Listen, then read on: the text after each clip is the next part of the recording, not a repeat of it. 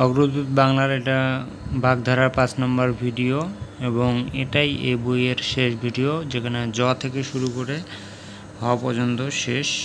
আমরা পড়ব বিগত পরীক্ষায় আসা প্রশ্ন। 1 নম্বর দিয়ে শুরু করি সময় নষ্ট না করে। রাম গরুরের ছানা বলতে বোঝায় গোমরামুখ লোক। গোমরামুখ লোক হচ্ছে রাম গরুরের ছানা। রাবণের চিতা বলতে বোঝায় চির অশান্তি। ঠিক আছে, রাবণের চিতা চির অশান্তি, যেখানে সারা জীবন অশান্তি থেকেই যায়, চির অশান্তি রাবণের চিতা, যেটা আমরা বললাম। রাজ জটক, জটক এটা হচ্ছে বিয়ের ক্ষেত্রে বলা হয় যে রাজ জটক, চমৎকার মিল। অনেক বইয়ে সেটা রাজ ঘটকও লেখা রয়েছে।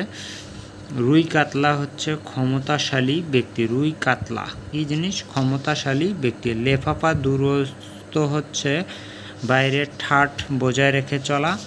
শকুনি মামা, শকুনি মামা কি? শকুনি হচ্ছে কুচক্রি মামা। শাখের করাত, শাখের করাত হচ্ছে উভয় সংকট। ঠিক আছে, মানে দুই দিকেই বিপদ, এটাও শাখের করাত। 9 নম্বর।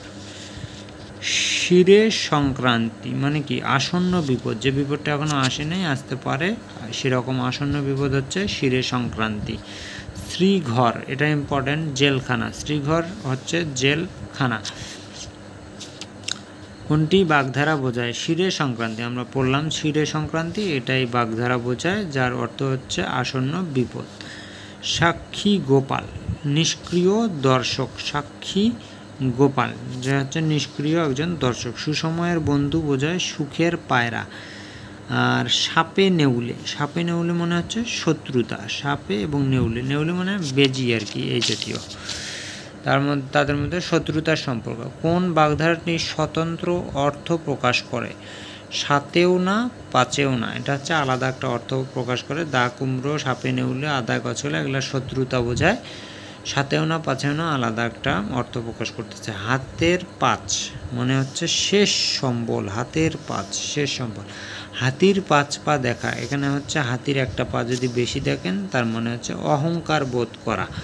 হাত চালাও বলে না, হাত চালাও মানে তাড়াতাড়ি করা, তাড়াতাড়ি কাজটা করা। আর হাড় জুড়ানো, সম্ভবত হাত জুড়ানো বা হাড় জুড়ানো যেটাই হোক, স্বস্তি লাভ করা।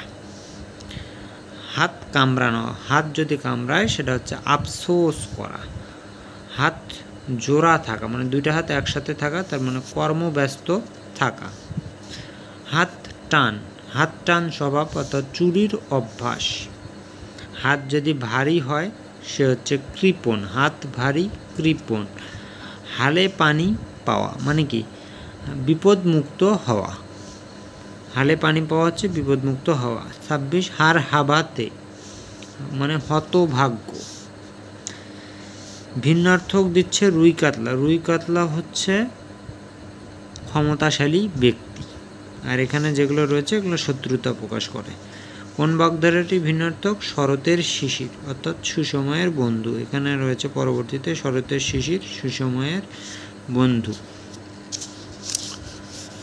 তারপরে রয়েছে শিবরাত্রির সলতে মানে একমাত্র সন্তান।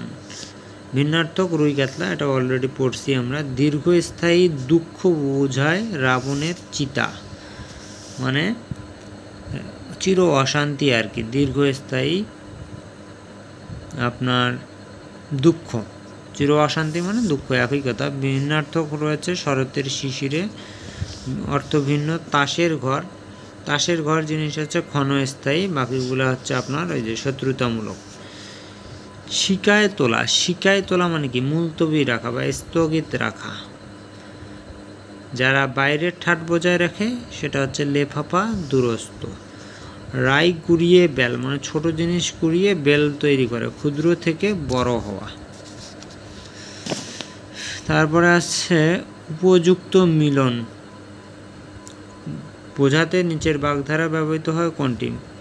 মণিকাঞ্চন যোগ এবং সোনায় সোহাগা, এই দুটাই ব্যবহৃত হয় উপযুক্ত মিলনে। হা ঘরে, হা ঘরে বলতে বোঝাচ্ছে গৃহহীন, গৃহহীন। হা ঘরে গৃহহীন।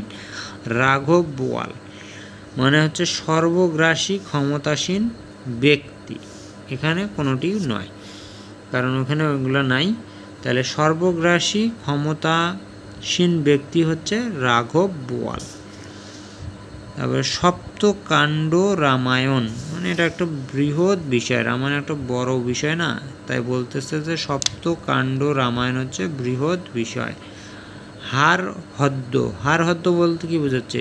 নারী নক্ষত্র, মানে সব কিছুই বোঝাচ্ছে। হার হদ্দ নারী নক্ষত্র। রজ্জুতে সর্প জ্ঞান, রজ্জুতে সর্পজ্ঞান মনে হচ্ছে বিভ্রম। অনিষ্ট করতে গিয়ে ভালো করা, সেটা হচ্ছে সাপে বর।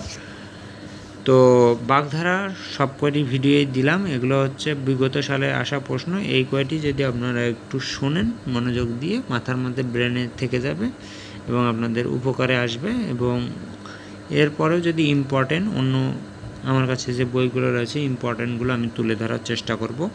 এই একটা টপিক শেষ হওয়ার পরে অন্য টপিকে আমরা যাব। সিরিয়ালি এভাবে ভিডিও দিব, আমি নিজে পড়ব, আমার জন্য আপনাদের উপকার হবে আশা রাখছি। ধন্যবাদ সবাইকে।